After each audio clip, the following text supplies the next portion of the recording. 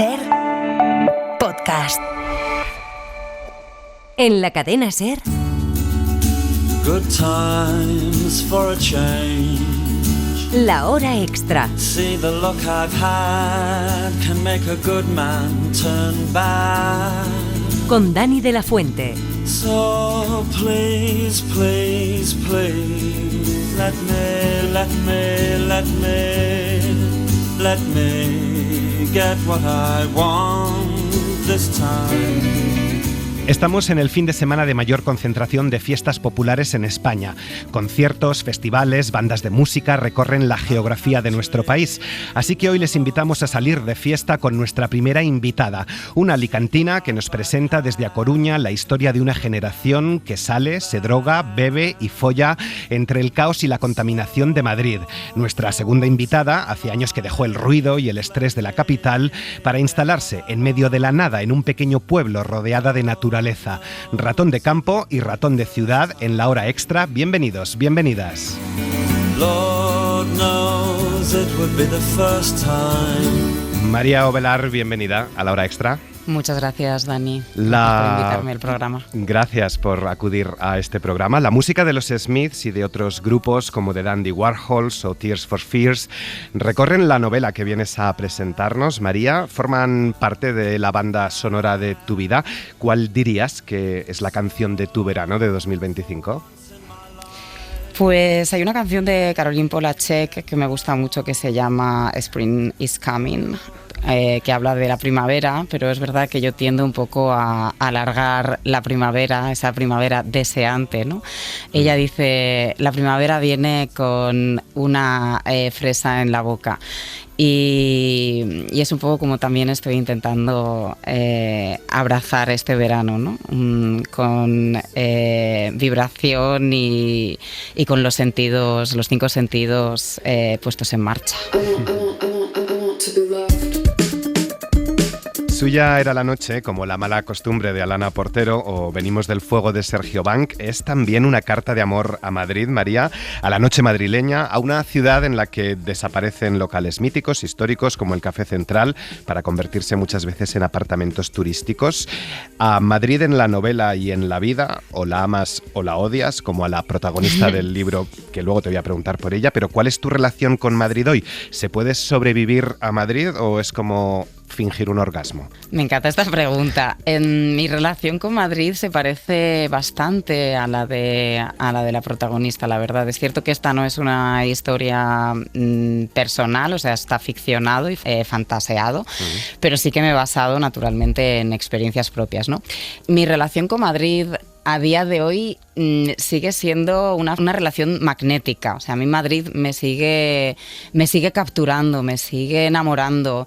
Esos paseos que doy en bici cruzando la ciudad, yo vivo en Lavapiés, esa comunidad que he ido creando poco a poco con también amigos de distintas esferas, no solo la musical, no solo la literaria, pero también la de los retiros de yoga y escritura que hago. Luego, pues todo este entramado, ¿no? También que hablábamos de los bares, que aunque muchos de ellos han desaparecido, se sigue dando esta intimidad que a veces se crea, ¿no? En un bar, aunque tú no conozcas al principio a alguien, y es como esa sencillez, ¿no? Que hay a la hora de muchas veces conectar, aunque justamente en la novela trabajo la superficialidad que se da también en muchos ambientes, ¿no? Esos contrastes. Entonces, para mí, Madrid a día de hoy también es eso, pero también es lo que tú decías, la contaminación, son las prisas, hay una cierta ansiedad, ¿no? En el ambiente, hay muchísimas depresiones en Madrid, muchísima gente que se coge bajas, ¿no? Y claro, es una ciudad al final de contrastes. Suya era la noche tiene 2 protagonistas, o quizá tiene 3, si sumamos esa voz en cursiva, la voz de la conciencia. A lo mejor solo tiene una protagonista, porque hay un juego literario muy interesante, pero bueno, hay 2 nombres. Victoria, la reina del pop, la instapoet, la influencer, de la que hablan cientos de personas, y Mireia, que gracias a Victoria ha conseguido en parte lo que vino a buscar a Madrid: ser aceptada y celebrada en los círculos indies, ser deseada, pero no es suficiente. Mireia quiere ser novelista. Victoria desaparece y Mireia, para buscarla y recordarla, empieza a escribir sobre ella. Escribir sobre su amiga es su terapia, Leo, y su venganza, la quiere tanto como la detesta. No sé si te ha pasado a ti también con Victoria, cómo es la naturaleza de esta chica, que quiere ser feliz, pero también libre, a la que podemos llegar a amar y odiar. Victoria, como bien describes, también está hecha de contrastes, ¿no? Es una protagonista que ya desde el principio vemos cómo construye este arco de personaje, ¿no? En el que ella al principio de pequeña sufre bullying. Entonces tiene una inseguridad, una autoestima un poco baja y a la vez está moldeada por su hermano mayor, ¿no? Que es quien le introduce en el mundo de la música, en ese misterio, en esa magia también, ¿no? Y en esa promesa que podría llegar a ser Madrid, ¿no? Ella, como bien dices, pues al principio, ¿no? Sale todo este Alicante, aunque también tiene conexiones con Galicia, etcétera. Entonces ella, claro, cree ser deseante, ¿no? Tener agencia dentro del deseo. De hecho, hay un momento dado que yo la describo como que intenta hacer una performance del deseo, convertirse en un arquetipo, el de femme fatale, ¿no? Entonces, ¿qué es lo que intenta? Agradar al otro, ¿no? Intenta moldearse al deseo del otro cuando en realidad ella cree que está siendo deseante y está siendo activa, ¿no? Pero muchas veces está siendo pasiva. Entonces mi relación con ella, claro, muchas veces me daban ganas de decir, por favor, espabila, porque se mete en unas dinámicas de relaciones tóxicas en pareja, pero también le sucede dentro de otros ámbitos, por ejemplo, en el ámbito creativo, le sucede también en el ámbito laboral. Entonces, ella es verdad que necesita transitar, ¿no? por todo esto. Yo estaba leyendo en literatura muchas voces empoderadas, con narradoras empoderadas, ¿no? Disidentes. Y yo necesitaba también meter las manos en el fango, en esas oscuridades de... Vale, el Me Too sucedió en el año 2017, la sentencia de la manada que nos echó a la calle 2018, pero es que antes de eso ha habido muchísimas prácticas silenciadas y toda la historia se reproduce, o sea, es verdad que arranca justo después de la sentencia de la manada, pero es verdad que hay una especie de analepsis, flashback, ¿no? Sí. Y vamos atrás y entonces todas estas prácticas de las que hemos estado hablando ahora, pero que para mí no se ha puesto suficiente el foco, salen ahí, ¿no? Y la vemos a ella intentando lidiar e intentando construirse como una persona autónoma dentro de su deseo, pero naturalmente también equivocándose. Si tuviéramos que resumir de qué va Suya era la noche, leo lo siguiente en el libro: de una generación que sale, se droga, bebe, folla, de la soledad, pero también, como decías, del deseo, sobre todo del deseo, el deseo que la anuda, le corta la respiración. Nos decían Sara Torres y Erika Lust hace unos meses aquí que el deseo y el placer son resistencia, que son poder, que son herramientas políticas, pero que hay que decolonizarlas desde una mirada que no sea falocéntrica, desde una mirada que tiene que ser anticapitalista. No sé si estás de acuerdo, imagino que sí, y cómo marca precisamente el Me Too, que aunque no se menciona explícitamente, sí pues recorre un poco la novela, un antes y un después, a las mujeres que quieren adueñarse de su deseo. Estoy bastante de acuerdo con Sara y con Erika, y estoy de acuerdo con ellas en que hay unos códigos que están establecidos culturalmente, y para desmontarlos tenemos también que imaginar, ¿no? Intentar imaginar con ternura, intentar imaginar también cuando Erika Lust rueda, ¿no? Y está rodando sus escenas de porno, pues quizá no centrarse absolutamente como hace el porno todo el rato en el falo, ¿no? En otros códigos, por ejemplo, las manos que tienen tanto poder erótico en las relaciones también, por ejemplo, lésbicas, y también en el autoplacer, y que olvidamos muchas veces, ¿no? Y en esta novela justo estaba como muy intentando centrarme en los 5 sentidos. Cuando hay escenas eróticas se narran muchas también desde el olfato, desde el tacto. El tacto es una herramienta esencial dentro de Suya era la noche. ¿Por qué? Porque la protagonista, como decía, Victoria, es muy sensible en realidad, ¿no? Pero llega a un Madrid y se mueve por unos círculos que son muy epidérmicos, que se queda la gente muy en la superficie. Y cuando ella intenta al principio llegar, se da cuenta de que no, entonces es mejor ponerse una máscara, ¿no? Y crearse un personaje que va por ahí ensayando. Entonces, dentro del deseo que Victoria tiene, es un deseo también como que activa y desactiva, y desaprender y aprender de nuevo, ¿no? Claro, ella al principio la vemos que tiene una relación lésbica con una chica, con Patty, que es amiga suya desde que eran pequeñas, pero es una relación en la que quizá pues les falta esta herramienta tan necesaria que es el diálogo, ¿no? Empiezan a engañarse, o sea, empieza a engañar, a mentir simplemente por intentar tenerlo todo, ¿no? También por intentar tener un hombre, etcétera. Y ella se queda encadenada dentro de esta performance que va haciendo, ¿no? De este fingimiento total. Finge orgasmos, es incapaz, ¿no? De hablar de muchas de las cosas que ahora nos parecen mucho más sencillas después del Me Too. Y el Me Too es verdad que, y sobre todo la sentencia de la manada, aunque no se citen, sí que vertebra cronológicamente y estructuralmente los capítulos de la novela, ¿no? Hay un antes y un después. El momento en el que Mireia decide escribir sobre Victoria es justamente después de esta sentencia, aunque yo no lo diga, pero como salen los años se puede llegar a ver. Entonces, claro, hay una conciencia colectiva que se despertó, yo creo, en ese momento, sobre todo gracias al diálogo, gracias también a unas consignas que fuimos tejiendo entre todos y entre todas, entre todes, y que nos hicieron también reflexionar, porque creo que la palabra, justamente estamos hablando de deseo, ¿no? Pero hay que recordar que el motor de esta novela es el deseo de escritura. O sea, es Mireia que quiere escribir, ¿no? Quiere ser novelista y quiere escribir. Y es ese deseo de escritura el que le lleva a poder reflexionar sobre cosas que estaban completamente amnésicas, ¿no? Hay grandes elipsis en la novela y de repente el símbolo de un moratón por la mañana es lo que te pone sobre la pista de que algo sucedió el día anterior, ¿no? La noche anterior. Hay un hombre protagonista en la novela, Adán, el periodista respetado con pase VIP a festivales, un señor que nunca comparte sentimientos, pero que deja asomar los enfados a base de ausencias. Adán le saca más de 15 años y ella es su puta, su niña, su zorra, su musa. Hablabas de moratones hace un momento, María. No sé si te ha costado escribir esas relaciones tan tóxicas, sentimentales, pero también sexuales, que son bastante crudas. Sí. Reconozco que me costó en algunos momentos porque dan ganas de, como a una buena amiga, decirle a Victoria, no lo estás viendo, sal de ahí. Pero es muy fácil decirlo desde fuera.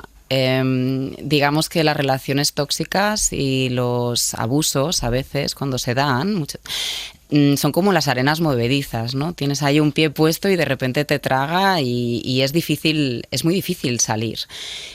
Como decía, creo que una de los sortilegios es la conversación, la ternura, las amigas, las redes. Pero bueno, yo sigo teniendo a día de hoy amigas que están en relaciones abusivas, ¿no? Psicológicamente abusivas, y que tienden a repetirse en el tiempo con estas ausencias, por ejemplo, de la que hablábamos, ¿no? Este silencio de castigo, ¿no? Que cuando a alguien quizá no le gusta algo, simplemente lo que hace es que desaparece. Al final, la generación que sale también retratada, ¿no? en este libro a través de Victoria y de Mireia es una generación que creció con Disney y que ha terminado en Tinder, ¿no? Y ambas versiones del amor tampoco es que sean maravillosas, ¿no? En el caso de Disney, por ejemplo, en la novela, aparte de Adán, sale un personaje que la gente me decía, bueno, pues quizá Alegre, ¿no? Es el más simpático. Y yo decía, bueno, sí, ok, vale, pero está esa conversación, ¿no? Que Alegre tiene con Victoria, en la que él le dice, bueno, pero ¿cómo te estás dejando hacer esto, no? O sea, dar besitos en las comisuras, que de repente te toquen. Va ahí como el príncipe que va a rescatarla, como en Disney.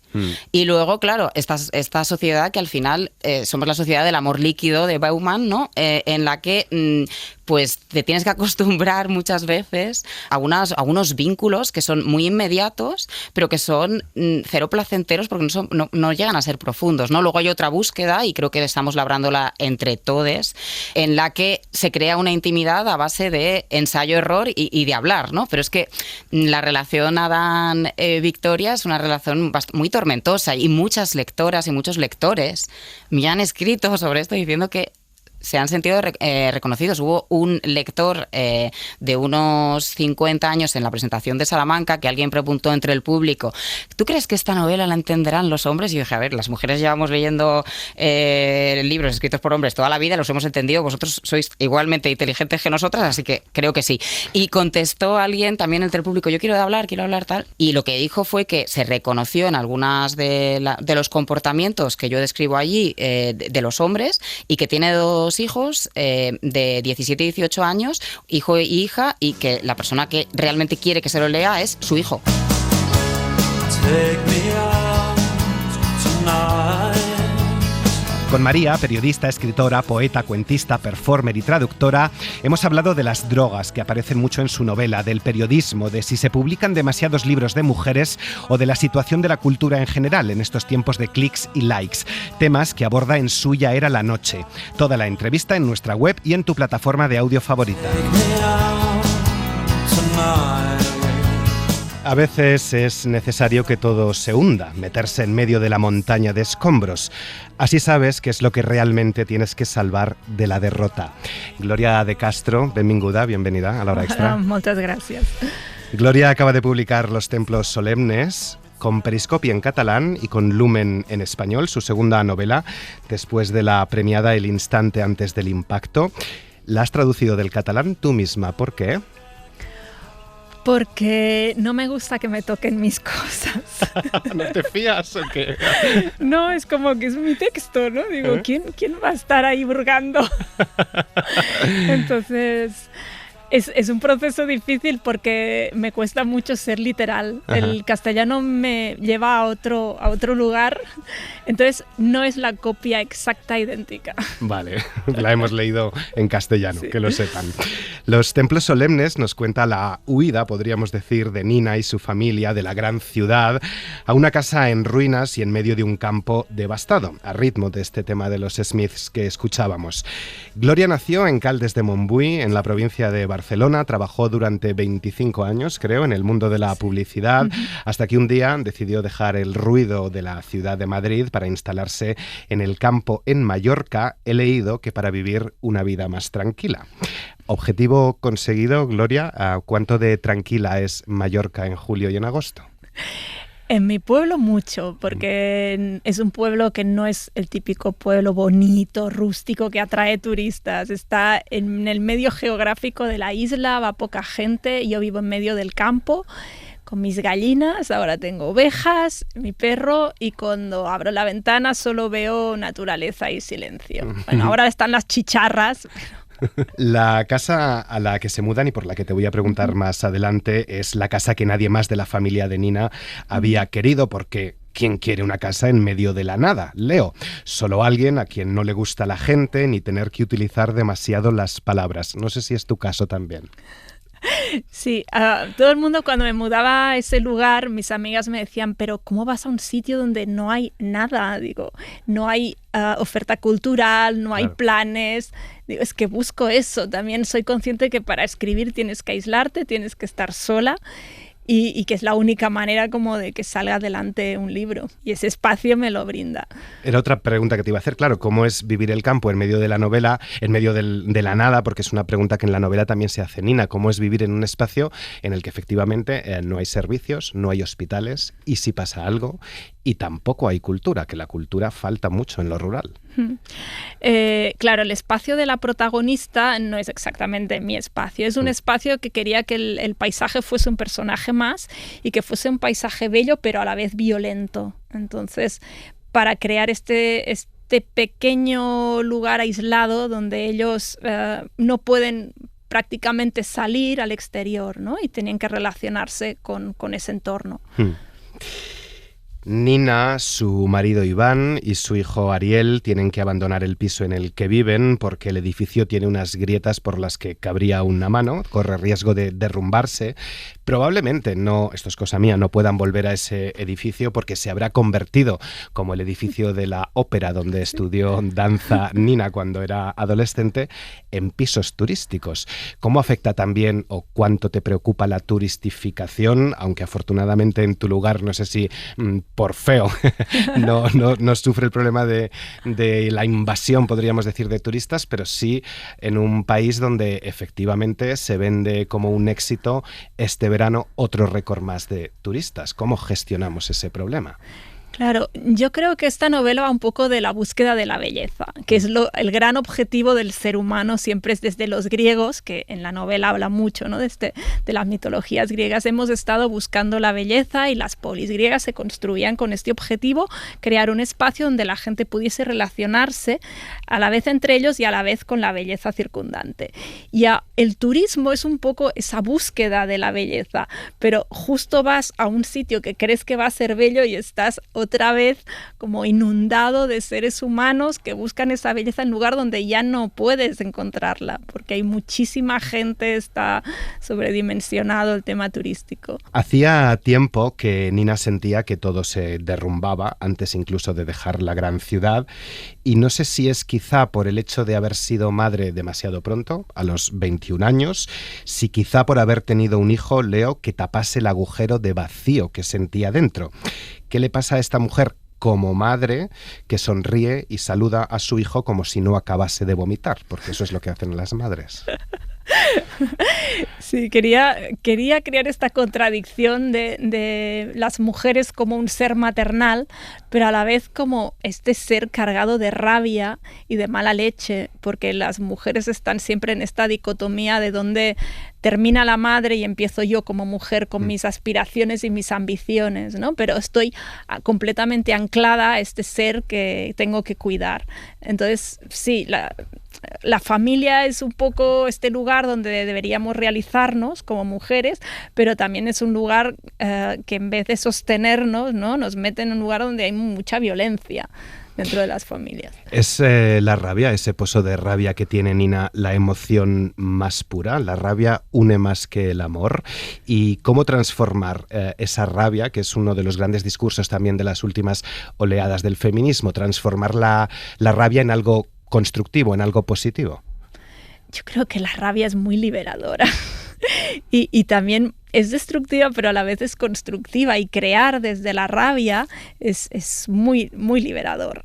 Entonces, sí, es verdad que Nina es una mujer enfadada, pero tiene sus razones de mucho peso que irá relatando a lo largo de la novela. Y también, bueno, claro, siempre está como huyendo de algo, ¿no? Y buscando este lugar de paz, que no sabremos si lo llegará a encontrar. Y eso, yo busco siempre cuando leo esta voz de mujer enfadada, y me cuesta mucho encontrarla en la literatura. Sé que hay escritoras argentinas que la están desarrollando y que me fascinan, ¿no? Y entonces quería un poco, pues como no lo encontraba, crearlo yo. Iván, el marido, es profesor, o era profesor de geología, apartado por hablar a sus alumnos de cambio climático. Ahora te pregunto por el cambio climático, eso que es adoctrinamiento para muchos hoy. Y Ariel necesita que alguien más, aparte de sus padres, le mire, le vea. ¿Cómo son los hombres en esta historia? Pues en el caso de Iván quería construir como dos niveles. Si te fijas, Nina siempre está como fijándose en el suelo, las plantas de los pies, los arbustos, los pinchos. Entonces ella está como muy terrenal, y Iván siempre está como en un plano elevado. Cuando lo conoce está restaurando una cúpula, restaura el tejado de la casa, siempre está como más arriba. Entonces quería crear como este ser que Nina cree que es como su guía, ¿no? El lugar donde que ella quiere aspirar a llegar a este lugar como más elevado de ella misma. Ella siempre habla como de gusanos y larvas y cosas que se arrastran, y ve como ese ser de luz que luego representa que no es tan de luz, ¿no? Porque comento en la novela, Nina comenta que el amor es como ir de la oscuridad hacia la luz y después ir de la luz hacia la oscuridad, porque cuando realmente te llegas a conocer con otra persona, no solo ves las partes oscuras de esa persona, sino también las tuyas propias, ¿no? Y es ese transitar juntos por esa oscuridad, al final lo que es el amor, esa búsqueda de otra vez donde encontramos esa luz.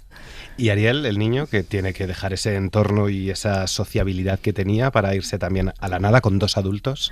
Claro, y Ariel está siempre como transitando este espacio entre la tierra donde está Nina y este espacio más elevado donde está Iván.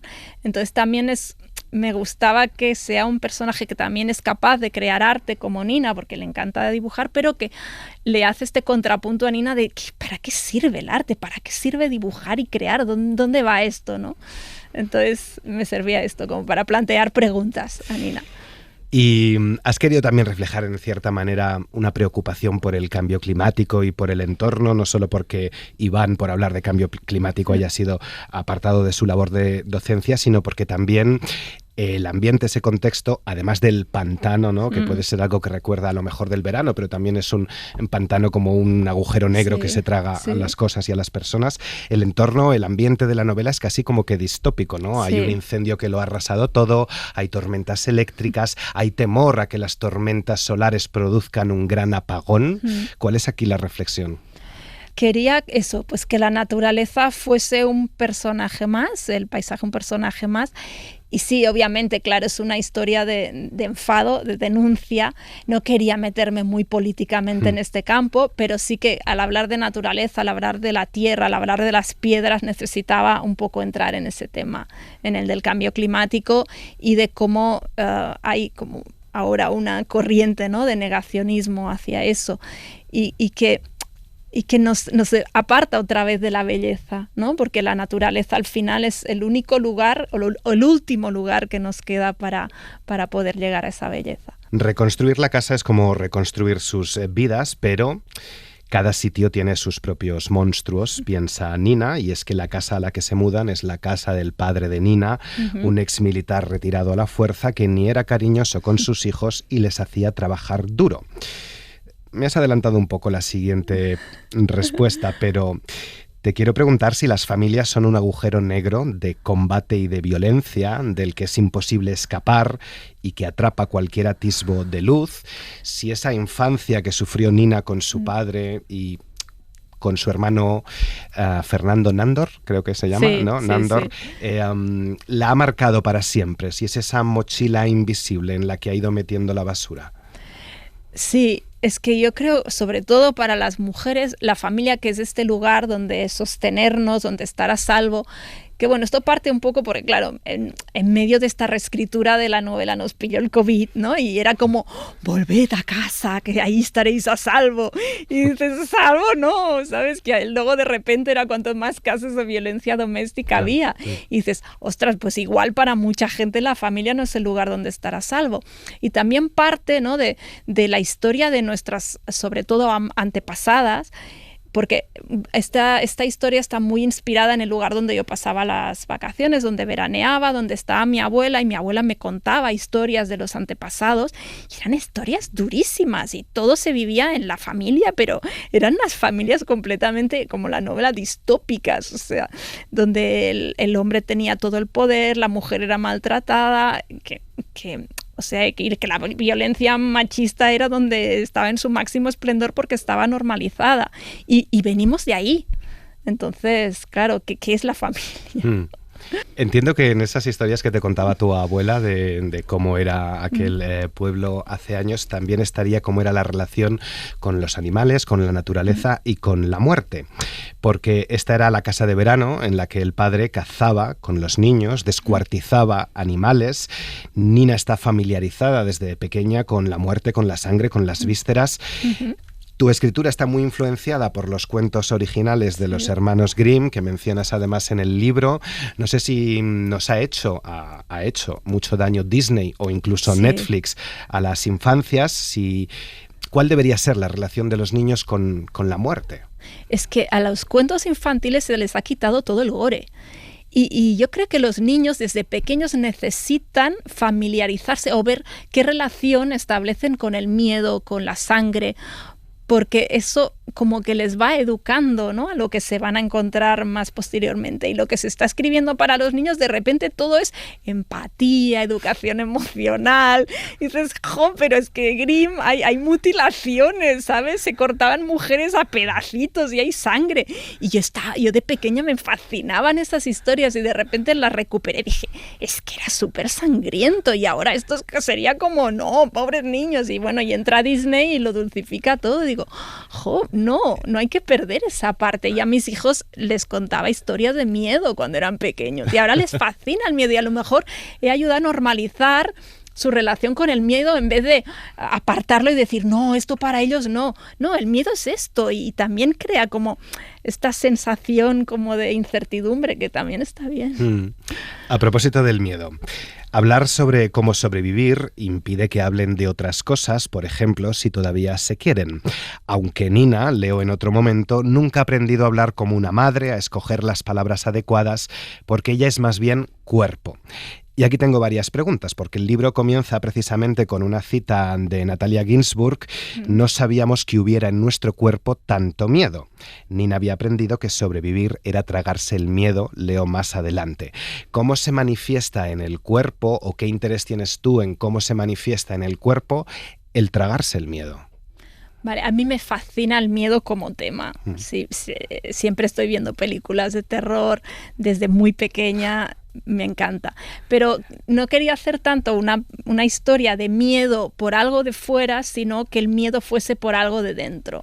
Entonces, por eso el personaje como que teme estos lugares oscuros de la casa, porque realmente lo que teme son esos lugares oscuros de dentro de ella misma, y pudiendo ir acogiendo lentamente estos espacios de la casa, a los que va entrando lentamente, puede ir también poniendo un poco de luz a sus espacios interiores.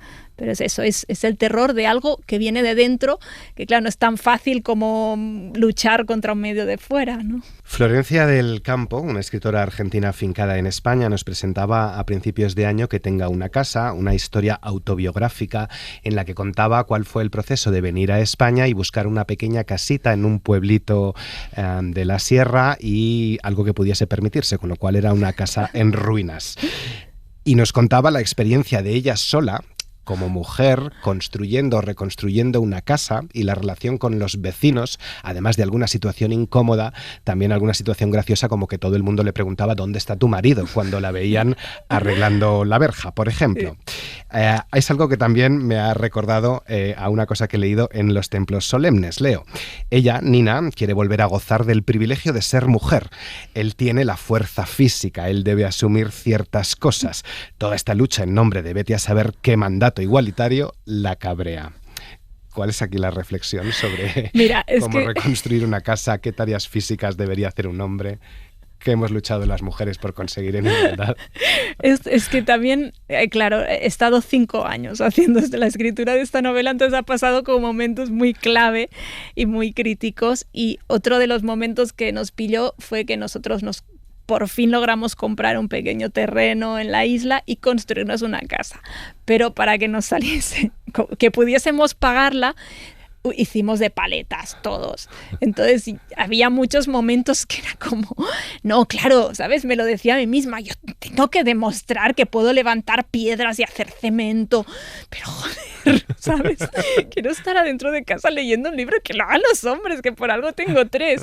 Y entonces esta reflexión de decir, no sé, ¿sabes? Esas mujeres de Jane Austen que tenían jaqueca y me voy a mis aposentos, ¿no? Y un poco echaba de menos como esos personajes victorianos que tenían sus aposentos para estar tranquilas. Y sí que esto me causaba un poco de contradicción porque soy feminista, pero a la vez es como tengo un cierto privilegio por ser mujer. La hora extra. Gloria de Castro reflexiona sobre el poder de la naturaleza y el cambio climático.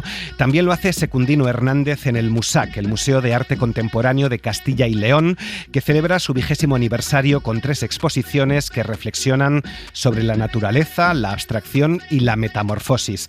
Radio León, Óscar González. El MUSAC acoge la segunda gran exposición que Secundino Hernández protagoniza en España este año. La primera fue en Madrid y ahora desembarca en León con una muestra que podrá verse hasta el 19 de octubre y que recoge 35 obras de sus últimos 10 años, con un atractivo añadido: 10 de ellas nunca se han expuesto antes en público. Una reunión de los últimos 10 años prácticamente de casi todas las series que he ido trabajando. Hay unos relieves que están hechos en fundición, que trabajan los volúmenes, y luego pues sobre todo hemos basado la exposición en la idea de los cuadros que están cosidos, que es como unos trabajos basados en una ética de aprovechamiento del material, de lo que hay en el estudio, de los recursos, de lo mínimo que es la gracia que yo creo que tiene la pintura como disciplina, que que todavía sigue siendo muy milagrosa y con un poco de aglutinante y pigmento, pues puedes seguir desarrollando un mundo, sobre todo un mundo interior.